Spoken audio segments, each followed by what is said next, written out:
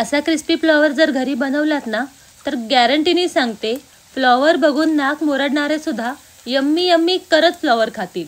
लहान मुलांना सुद्धा प्रचंड आवडेल. एकदा नक्की करून बघा. आज मला बाजारामध्ये एकदम ताजा असा फ्लॉवरचा गड्डा मिळाला. मन राहवलं नाही म्हणून घेऊन आले. पण माहिती आहे की एवढी भाजी तर काही संपणार नाही, कारण की कोणाला फार आवडत नाही फ्लॉवरची भाजी. म्हणून क्रिस्पी फ्लॉवरच बनवण्याचं ठरवलं. काय करायचं, असे सगळे त्याचे गड्डे काढून घ्यायचे आणि हातानेच मोकळा करून घ्यायचा. खालचं देठ जे आहे ना ते कापून घ्यायचं आणि मग हाताने हा फ्लॉवर असा मोकळा करून घ्यायचा. चिरायचा नाही, नाहीतर काय होतं ते वेडेवाकडे तुकडे होतात फ्लॉवरचे. तर व्यवस्थित असं हातानेच आधी अळी वगैरे नाही आहे ना ते बघायचं आणि मोकळा करून घ्यायचा फ्लॉवर. हाताने मोकळा केल्याने काय होतं, फुलं व्यवस्थित आपल्याला मोकळी करून घेता येतात. आता हा फ्लॉवर जो आहे तो पाण्यामध्ये आधी घालून घ्यायचा, कारण की ह्याच्यामध्ये बारीक बारीक हिरव्या अशा अळ्या असतात आणि परत कसं थोडंसं जरा साफ पण होतो. वरून त्याला माती असते, थोडंसं हिरवटपणा पण आलेला असतो कसला तरी, तर सगळं साफ होऊन जातो. म्हणून पाण्यातून आधी स्वच्छ असा धुवून काढायचा. धुवायचा आणि पाण्यातच मी असा ठेवून दिला, म्हणजे मला बाकीची तयारी करेपर्यंत राहू दे मुलं पाण्यात, म्हणजे त्याला थोडासा उमलेल तो.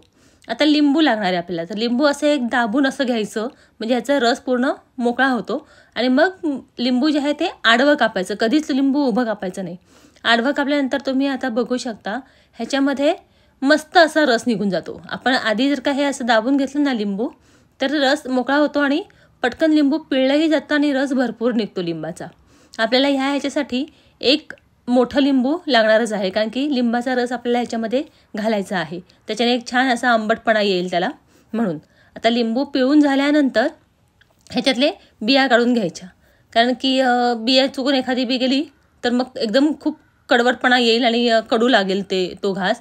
त्यामुळे या बिया आधी सगळ्या काढून घ्यायच्या. बिया काढून झाल्यानंतर मग आपण पुढची तयारी करायची. आता मला आलं आणि लसणाची पेस्ट पण इथे लागणार आहे. तर मी काय केलं, इथे तीन लसणाच्या कांड्या घेतल्या आणि आलं घेतलं, साधारण एक 2 इंचाचा तुकडा घेतला. आपल्याला इथे एकच चमचा पेस्ट लागणार आहे आलं लसणाची. पण काय होतं ना, मिक्सरमध्ये आपण 2-3च लसणाच्या पाकळ्या आणि छोटासा आल्याचा तुकडा घातला तर ते प्रॉपर बारीक होऊन पेस्ट तयार होत नाही. मग मी काय करते, एक 8 दिवसाची पेस्ट तयारच करून ठेवते एका डब्यामध्ये. त्यामुळे मी इथे 3 लसणाच्या कांड्या एकदमच घेतल्या आहेत, ज्याच्या जवळजवळ 20-25 पाकळ्या निघतील. आणि आल्याचा 2 इंचाचा तुकडा घेतलेला आहे. ह्याच्यात थोडंसं पाणी घालायचं आणि मिक्सरमधून बारीक करून घ्यायचं. काय होतं, ही पेस्ट जी आहे ती एका डब्यामध्ये ठेवून दिली तर 8 दिवसात आपण बऱ्याच भाज्या करतो. मग काही भाज्यांमध्ये आपल्याला आलं लसणाची पेस्ट लागते ना, त्या ऐन वेळेला काढून ती पटकन ह्याच्यामध्ये घालता येते, भाजीमध्ये घालता येते. आणि लसूण सोलायचा वेळ मुळा काम पण होत नाही. पण फार दिवसाचं नाही करून ठेवायचं, मग नंतर त्याचा वास निघून जातो. 8-8 दिवसाचं आपलं करून ठेवायचं. आता मी इथे ह्याचे सगळे मिक्सरमधून बारीक करणार आहे. थोडं पाणी घालणार आहे, म्हणजे त्याची प्रॉपर अशी पेस्ट तयार होईल. आणि पाणी घालून मग हे बारीक करून घेणार आहे. मी ही डबी ठेवलेली आहे बघा. ह्या डबीमध्ये माझं कायम आलं लसणाच्या मिरचीचा हे असतो. काय होतं, प्लॅस्टिकला त्याचा वास टिकून राहतो, त्यामुळे ह्याच्यामध्ये नंतर वेगळं काही ठेवलं तर त्याचा वास लागून राहतो. म्हणून ही डबी प्रॉपर मी ह्या पेस्टसाठीच करून ठेवलेली आहे. ज्यावेळेला संपेल त्यावेळेला परत पेस्ट करायची आणि पुन्हा या डबीमध्ये ठेवून द्यायचं. असं झाकण लावून ठेवून दिलं की 8 दिवसाचं काम झालं आपलं. बरं, आता एक बाऊल घ्यायचा. बाऊलमध्ये मी इथे 2 मोठे चमचे लाल तिखट घेतलेलं आहे, 2 मोठे चमचे मसाला घेतलेला आहे. आत्ता जी तयार केली ती आलं लसूण पेस्ट 1 चमचाभर घेतलेली आहे. इथे साधारण 2 ते 3 मोठे चमचे आपल्याला तेल घालून घ्यायचे. हे साधं आपलं सनफ्लॉवर तेलच घेतलेलं आहे, तुम्ही शेंगदाणा तेल पण वापरू शकता. नंतर 2 चमचेच आपल्याला पाणी घालून घ्यायचं आहे, चांगलं प्रॉपर मिक्स व्हावं यासाठी. आणि आपण आता जो लिंबूचा रस काढला तो रस घालून घ्यायचा आणि व्यवस्थित सगळा मसाला असा हलवून घ्यायचा. सगळं व्यवस्थित मिक्स झालं पाहिजे. ह्याच्यामध्ये गुठळ्या नाही राहिल्या पाहिजेत. तशाही गुठळ्या होतच नाहीत, कारण की पीठ आपण आता वापरलेलंच नाही आहे. आता हे झाल्यानंतर याच्यामध्ये आपण जो पाण्यामध्ये टाकून ठेवलेला फ्लॉवर आहे ना तो घालून घ्यायचा आणि मग मिक्स करून घ्यायचा. सगळा फ्लॉवर याच्यामध्ये घालून घ्यायचा. आता हा फ्लॉवर प्रॉपर स्वच्छ झाला असेल, 2दा मी पाण्यातून धुवून काढला होता आणि पाण्यातच ठेवून घेतला होता. तसंच तुम्हाला सांगते, पालेभाज्या वगैरे ज्या आहेत ना त्यासुद्धा भाजी करण्याच्या अगोदर एक 10-15 मिनटं गार पाण्यामध्ये ठेवल्यात ना तर तरतरीत होतात. आता फ्लॉवर घातल्यानंतर मीठ घालायचं, म्हणजे आपल्याला मिठाचा अंदाज येतो. म्हणून मीठ मी फ्लॉवर घातल्यानंतर घातलं. आता चमच्याने हलवण्याचा इथे प्रयत्न केला, पण ते हलवलं जात नाही आहे व्यवस्थित. त्यामुळे मी हातानेच एकदम प्रॉपर असं हलवून घेतलं. म्हणजे कसं खालून वरून व्यवस्थित हातानेच आपल्याला परफेक्ट जमू शकतो. हे चमच्याने काही वेळेला नाही जमत, मला तरी नाही जमत. आणि भांडं माझं नेमकं छोटं पडलं, त्यामुळे हे हलवायला जरा थोडासा त्रास झाला. थोडंसं असं पसरट भांडं असतं तर पटकन व्यवस्थित हलवता आलं असतं. असो, जे आहे ते आता ह्याच्यामध्ये ॲडजस्ट करायचं. तर मी व्यवस्थित सगळ्या बाजूने असं हे मिक्स करून घेतलं.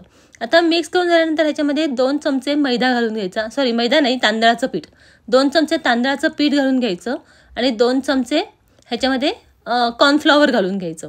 आता 2 चमचे तांदळाचं पीठ आणि 2 चमचे कॉर्नफ्लॉवर घातल्यानंतर मी इथे 2 चमचे डाळीचं पीठ पण घातलं होतं, पण माझा व्हिडिओ स्किप झाला इथे, तो डाउनलोड झाला नाही, त्यामुळे मला इथे दाखवता येत नाही आहे. पण मी आता तुम्हाला सांगते आहे की 2 चमचे तांदळाचं पीठ, 2 चमचे कॉर्नफ्लॉवर आणि 2 चमचे डाळीचं पीठ नक्की घाला. डाळीच्या पिठाने काय होतं, कॉर्नफ्लॉवर आणि तांदळाचं पीठ जे फ्लॉवरला चिटकलेलं असतं ना, ते तळताना सोडतं ते फ्लॉवरला आणि वेगळं होतं ते त्याचं कोटिंग. त्यामुळे डाळीचं पीठ घालायचं म्हणजे कोटिंग व्यवस्थित लागून राहतं. म्हणून आठवणीने डाळीचं पीठ घालायला विसरू नका. माझा व्हिडिओ स्किप झाला इथे. आता गरम तेलामध्ये हे एक एक करून घालायचं, कारण की काय होतं, एकदम घातलं ना तर ते चिटकून राहू शकतं आणि कोटिंग व्यवस्थित राहणार नाही. त्यामुळे एक एक करून घालून घ्यायचं गरम तेलामध्ये. वेळ लागत नाही, अगदी मोजून 5च मिनटामध्ये तळलं जातं. क्रिस्पी होतात हे फ्लॉवर्स आणि याचं कोटिंगही निघत नाही. प्रॉपर म्हणजे आपण हे डाळीचं पीठ घालून कोटिंग केलं ना की व्यवस्थित कोटिंग टिकून राहतं. मी ही आधी 2-3 वेळा रेसिपी बनवली होती, विदाऊट डाळीचं पीठच प्रयत्न केला होता. कोटिंग वेगळं होतं आणि फ्लॉवर वेगळा होतो आणि हा बऱ्याच जणांचा प्रॉब्लेम होत असेल. त्यामुळे तुम्ही हे तिन्ही गोष्टी व्यवस्थित घातल्या ना की मग कोटिंग निघत नाही. बघा तुम्ही इथे व्यवस्थित असा फ्लॉवर आपला तयार होतो. काय 5 मिनटामध्ये आपला क्रिस्पी फ्लॉवर तयार झाला. तुम्ही हे एकदा नक्की बनवून बघा. लहान मुलांना प्रचंड आवडतो. माझ्या मुलीला जर मी सांगितलं ना की मी क्रिस्पी फ्लॉवर बनवते, ती तर वाटच बघत बसते की कधी होणार आणि कधी माझ्या तोंडामध्ये मी घालते. इतकी तिला क्रिस्पी फ्लॉवर आवडतो. तिला ही फ्लॉवरची भाजी आवडत नाही, पण अशा पद्धतीने फ्लॉवर बनवला ना तर मी गॅरंटीने सांगते मुलं चिप्स पण खाणार नाहीत. तुम्ही एकदा नक्की ही रेसिपी ट्राय करा. तुम्हाला रेसिपी आवडली असेल तर मला कमेंटमध्ये नक्की सांगा की कशी झाली होती हे.